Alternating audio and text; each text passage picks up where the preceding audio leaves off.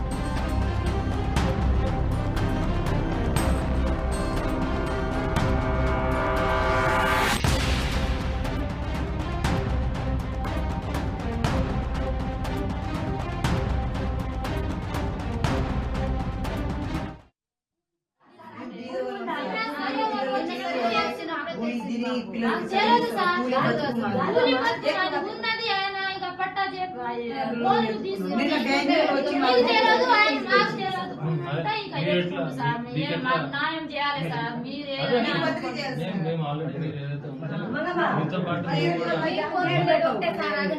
కోరుకునేది ఒకటే సార్, మాకు తెలియదు మీకు తెలియకుండా మీరు లోన్ ఇచ్చేయాలి. మీరు లోన్ 15 రోజులు టైం పెడుతున్నాం మేము. భూమి మీద అంటున్నారు కదా, అతను లోన్ మాకు ఏదైతే కట్టాలో ఎట్లా కట్టించుకోవాలో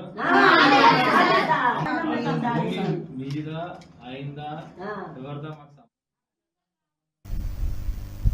ఖమ్మంలో బీఆర్ఎస్ నేత మాజీ సర్పంచ్ ఘరానా మోసం బహిర్గతమైన విషయం తెలిసిందే. గిరిజనుల భూములపై డీసీసీబీ బ్యాంకులో ఖమ్మం రూరల్ మండలం కాచిరాజుగూడెం మాజీ సర్పంచ్ రామారావు మార్టిగేజ్ లోన్ తీసుకున్నారు. సుమారు ₹1 కోటి లోన్ను 8 మంది రైతులపై తీసుకున్నట్లయితే సమాచారం. సర్పంచ్ మోసం తెలిసి గిరిజనులు లబోదిబోమంటున్నారు.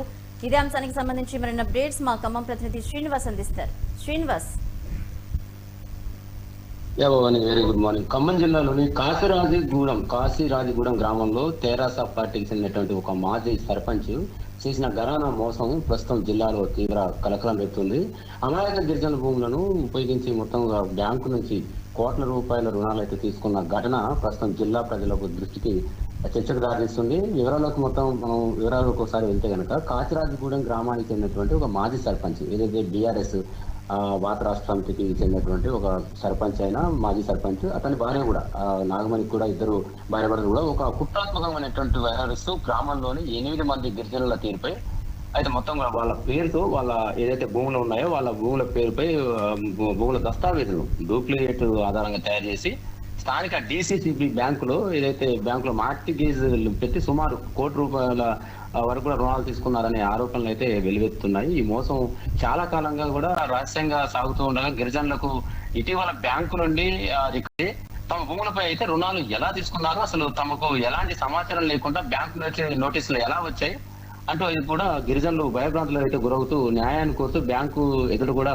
ఆందోళన అయితే చేపట్టారు. మొత్తంగా బ్యాంకు ఎదుట గిరిజనులు మహిళలు మొత్తం కూడా భూములను కాపాడాలని, తాము మోసపోయామని కూడా నిలబడుతూ ఈ యొక్క వారు ధర్నా అయితే చేపట్టారు.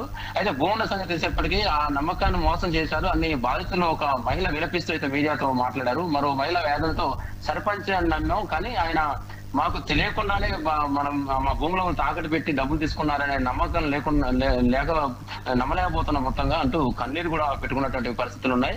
ఈ ఘటనపై బాధిత గిరిజనులు అటువైపు జిల్లా ఉన్నతాధికారులు కలిసి కూడా ఫిర్యాదు చేశారు. మాజీ సర్పంచ్ రామారావు ఆయన భార్య నాగమణిపై కూడా విచారణ జరిపించాలని, తమ భూములను రక్షించాలంటూ కూడా విజ్ఞప్తి చేశారు. దీనిపై డీసీసీ బ్యాంక్ అధికారులు స్పందిస్తూ మా బ్యాంకు ద్వారా ఎటువంటి మోసం జరిగి ఉంటే కనుక దాన్ని సీరియస్ గా తీసుకుంటాం, పూర్తి స్థాయిలో కూడా విచారణ జరిపి బాధితులకైతే న్యాయం చేయడానికి కట్టుబడి ఉన్నాం అని కూడా హామీ అయితే ఇచ్చారు. మొత్తం ఈ ఘటనపై ఇప్పటికే ఆదివాసీ సంఘాలు కావచ్చు తీవ్రంగా స్పందిస్తున్నాయి. ఆదివాసీల హక్కులను ఎవరు కక్షపూరితంగా కాజేస్తే వారి శిక్ష పడే వరకు కూడా పోరాడతాం అంటూ కూడా పలు సంఘాల నాయకులు అయితే హెచ్చరికలు జారీ చేశారు. గ్రామస్తులు కూడా రామారావు అటువైపు తన భార్య నాగమల్ లాంటి వ్యక్తులపై కఠిన చర్యలు తీసుకోవాలని మొత్తంగా తీసుకోవాలని అటు అధికారులను సంబంధిత అధికారులను కూడా కోరుతున్నారు. అయితే ఇదంతా కూడా యాక్చువల్ గా ఒక సామాన్యుడు ఎవరైతే బ్యాంకులకు తెలిసి జరుగుతుందా, బ్యాంక్ అధికారులకు తెలియకుండా జరుగుతుందా అనేది ఇక్కడ తీవ్ర చర్చకైతే దారితీస్తుంది. గతంలో కూడా మనం చూసుకుంటే కనుక ఖమ్మం జిల్లాలోని ఏదైతే పాలేరు నియోజకవర్గంలో కూసుమంచి తండా అనేది ఒక ప్రాంతంలో ఒక పేద వ్యక్తి ఆయన 50,000 రూపాయలు ముద్ర లోన్ తీసుకున్న సమయంలో ఒక 50,000 రూపాయలలో 20,000 రూపాయలు కట్టాడు. ఒక 30,000 రూపాయలు కట్టలేదు అనే నెపంతో ఒక ప్రైవేట్ బ్యాంక్ చెందినటువంటి వ్యక్తులు ఆ యొక్క మేనేజర్ కూడా ఇంటికి వచ్చి ఆయన పశువులను ఏదైతే గొర్రెలను కూడా తీసుకొని జీబులు తీసుకెళ్లిపోవడం, ఒక 10,000 రూపాయలు మళ్ళీ కట్టిన తర్వాత మళ్ళీ వెనక్కి తిరిగి ఇవ్వడం, ఇదంతా చూసుకుంటుంటే కనుక మొత్తంగా ఇక్కడ జరుగుతున్నటువంటి మోసం అధికారులకు తెలియకుండా జరుగుతుందా? చిన్న సామాన్యుల పైన ఏదైతే కోట్ల రూపాయలు ఎగ్గొట్టేటటువంటి పెద్ద అంటే కోట్ల రూపాయలు కూడా తీసుకొని బ్యాంకులకి నష్టపరిచే విధంగా చేస్తున్నటువంటి వారిని పైన చర్యలు ఉండవు, కానీ సామాన్యుల పైన చర్యలు ఉంటాయి. ఒకవైపు ఇటువంటి ఏదైతే ఈ రోజు జరిగినటువంటి ఏదైతే కాశీ రాజగూడెంలో జరిగినటువంటి ఏదైతే పేద గిరిజనులు వాళ్ళు అంతా కూడా వాళ్ళ భూములు వాళ్ళకి వారి భూముల పైన ఇటువంటి లోన్లు తీసుకునే క్రమంలో ఒక సర్పంచ్ భార్య ఏదైతే వారి యొక్క భూమి దస్తావేజులు తాకట్టు పెట్టి అంటే నకిలీ వాటిని సృష్టించి తీరా వీరంతా బ్యాంక్ అధికారులకు తెలియకుండా జరుగుతుందా, లేదంటే బ్యాంక్ అధికారులు దీనిపైన ఎందుకు ముందుగానే వీరికి ఎందుకు అంటే నోటీస్ అంటే ఎప్పుడైతే బకాయి ఉందనే నేపథ్యంలో వాళ్ళ దృష్టికి వచ్చినప్పుడు నేరుగా వారికి పంపించినటువంటి నోటీసులను చూస్తే గానీ పేద ప్రజలకి తెలిసే పరిస్థితి లేదు. అంటే మొత్తంగా కూడా బ్యాంకులు కావచ్చు అటువైపు ఆదివాసీ గిరిజనులే లక్ష్యంగా మొత్తంగా కూడా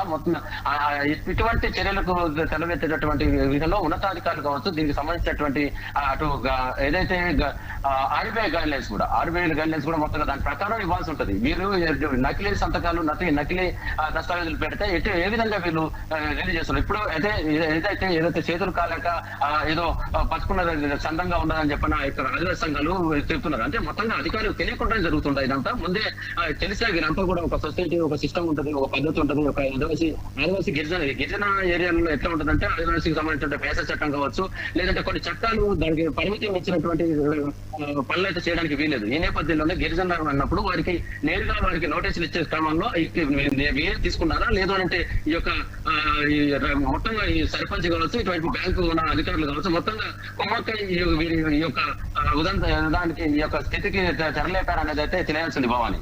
రైట్, థ్యాంక్ యూ శ్రీనివాస్.